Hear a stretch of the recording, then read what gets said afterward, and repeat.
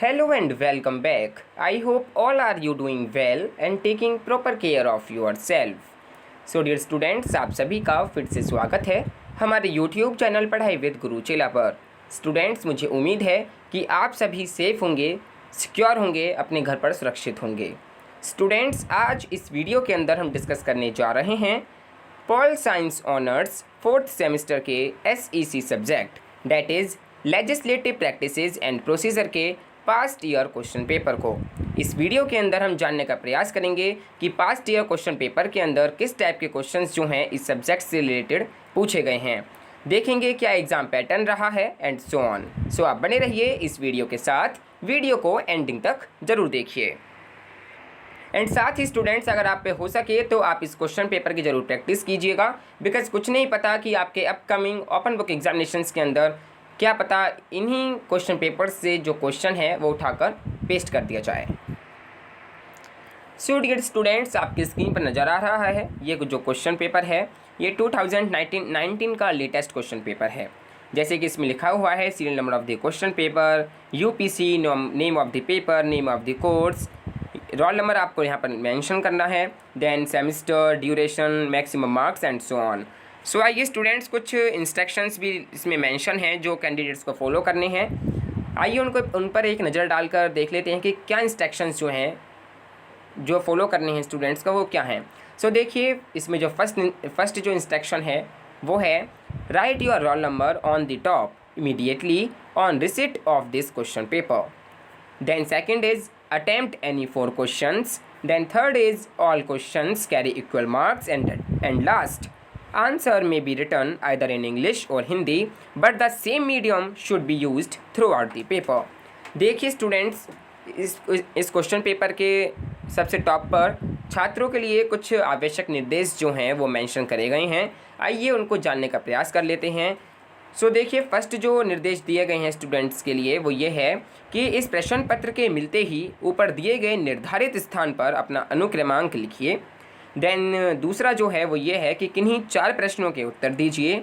Then तीसरा है सभी प्रश्नों के अंक समान हैं। एंड आखिरी जो चौथा निर्देश है वो है इस प्रश्न पत्र का उत्तर अंग्रेजी या हिंदी किसी एक भाषा में दीजिए, लेकिन सभी उत्तरों का माध्यम एक ही होना चाहिए।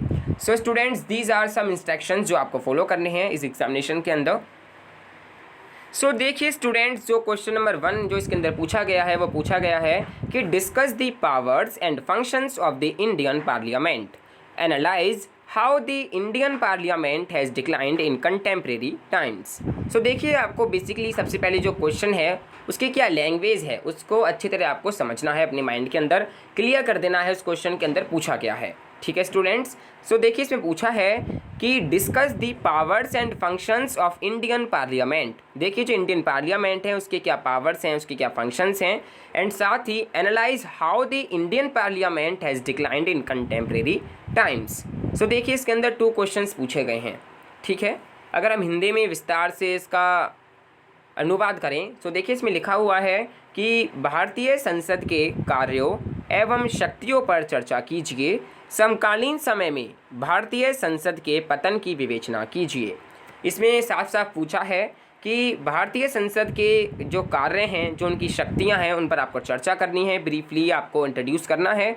देन कंटेम्प्रेरी टाइम्स यानी कि समकालीन समय में भारतीय संसद के पतन की विवेचना कीजिए। सो ये क्वेश्चन आपसे पूछा गया है। देन क्वेश्चन नंबर 2 पूछा गया, discuss the procedure by which a bill becomes law in India.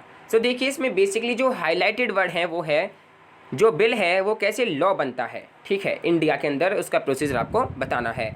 So देखिए इसमें लिखा हुआ है कि भारत में विधेयक को कानून बनाने की प्रक्रिया पर चर्चा कीजिए, कि कोई भी भारत के अंदर जो विधेयक होता है, जो बिल होता है, वो कैसे कानून के अंदर कन्वर्ट हो जाता है, कानून में बदल जाता है, उसकी क्या प्रक्रिया होती है, क्या क्या प्रोसीजर अपनाए जाते हैं, ये आपको इसके अंदर ब्रीफली इंट्रोड्यूस करना है। देन क्वेश्चन नंबर 3 पूछा गया है कि right an essay on the committee system in India. Committee system in India यानी कि भारत में समिति प्रणाली पर एक निबंध लिखिए। ठीक है स्टूडेंट्स, आपको इस टॉपिक के ऊपर एक ब्रीफली एक कम से कम 700 to 800 वर्ड्स के अंदर आपको एक ब्रीफली जो नोट होता है, जो ऐसे होता है, वो आपको इसके अंदर लिखना है, ये डिफाइन करते हुए कि committee system in India. Then fourth question पूछा है explain budget, discuss the role of parliament in reviewing the union budget. So देखिए इसमें हाईलाइटेड वर्ड जो है, टर्म जो है वो ये है कि बजट क्या है, देन इसके जो रोल हैं पार्लियामेंट के in reviewing the union budget. Budget की व्याख्या कीजिए कि बजट आखिरकार होता क्या है। केंद्रीय बजट की समीक्षा करने में संसद की भूमिका पर चर्चा कीजिए।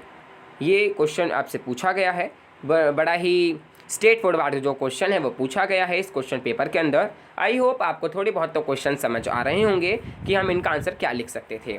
देन क्वेश्चन नंबर 5 पूछा गया है कि examine the role of media in influencing legislation.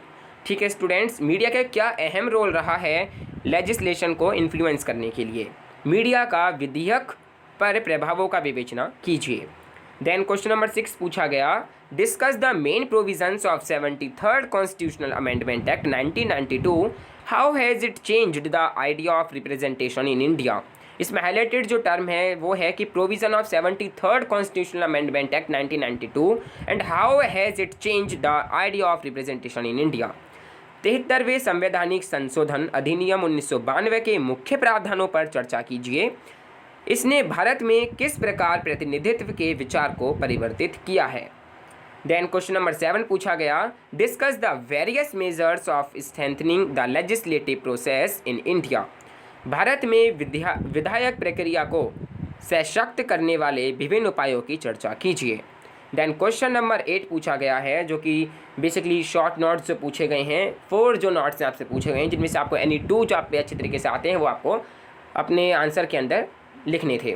इसमें पूछा गया है जो टॉपिक्स जो नोट्स के लिए पूछे गए हैं क्वेश्चन नंबर 8 के अंदर वो ये हैं कि निम्नलिखित में से किन्हीं 2 पर संक्षिप्त टिप्पणी लिखिए। सबसे पहला है फिस्कल डिफिसिट, यानी कि राजकोषीय घाटा क्या होता है, डेफिसिट क्या होता है, फिस्कल जो होता है, ठीक है।